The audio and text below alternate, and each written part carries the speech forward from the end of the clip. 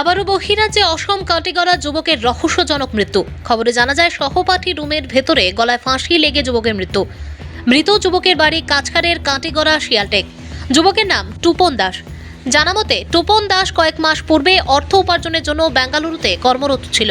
একটি বেসরকারি কোম্পানিতে সিকিউরিটি গার্ড হিসেবে কর্মরত ছিল সে। টুপন দাস তার সহকর্মীর রুমের রহস্যজনক মৃত্যু যুবকের মৃতদেহ উদ্ধার হয়। ঘটনা খবরে টুপন দাসের পরিবারের মধ্যে কান্নার বাঁধ ভেঙে পড়ে।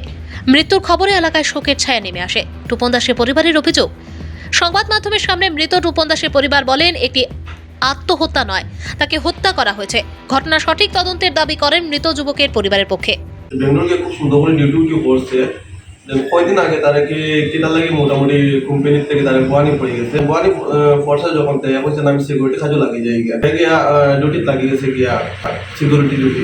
কালকে রাত্রে ডিউটি করিয়া আর আমরা যে অলক দাস আমার বাইক না লাগে সম্পর্কে ডিউটি করিয়া আবার পরে রুমে আইছে। আবার অলক যে বললো মামা আজকে খাওয়া দাওয়া খেতে দিবি তো। হ্যাঁ বলে ঠিক আছে তুমি একটু ওয়েট করো, আমি একটু আইয়ার গিয়া। তা আইয়ার গিয়া কইয়া তার বন্ধুটা রুমে গেছে গিয়া। বন্ধুটা রুমে গিয়া রাত্রে 10টা সাড়ে 10টা বাজে তারা আবার ফোন করে কইছেন যে মামা তুমি আইলে না, কইছে তোমরা খাইলাও আমি একটু ফরে আইলাম।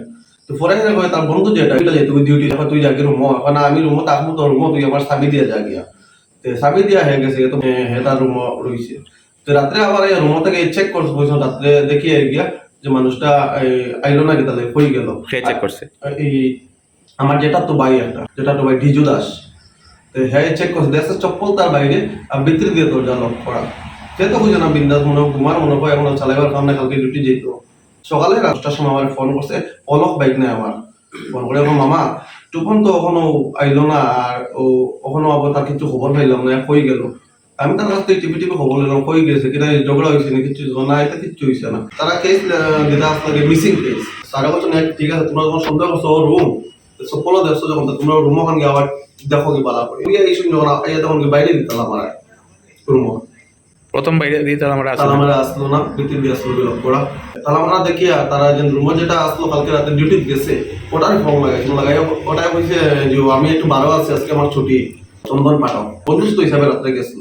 তারপরে তারা ফটাফট লাগাইছেন কি তানার ফোন, স্যার এরকম মাইয়া দেখে আগে যাচ্ছি না রুমের বাইরে তালা এখন থেকে তালা দেখছি না কাজ করো আমরা আইয়া। তো স্যার তারা আইয়া আবার পরে তো দেখুন গিয়া দরজা ভাঙ গিয়া যে ভিতরে একদম লাস্টের ফাঁকের মধ্যে চৌবাচ্চার উপরে ফাওয়ার মধ্যে একটু ঝুলাইলা আর এরকম লাগে লোককে বলিছে। একটা সন্দেহ করে আর কি তার মহে যখন উঠতে গিয়া যে হে তো কমসে কম তার যে লগে যারা আসলো তারা একটু জানাইবার কর্তব্য আসলে তোমার মানুষের চাইছে আমার রুমও তোমরা রুমটা কার চন্দন পাঠকের না পাঠকের রুম।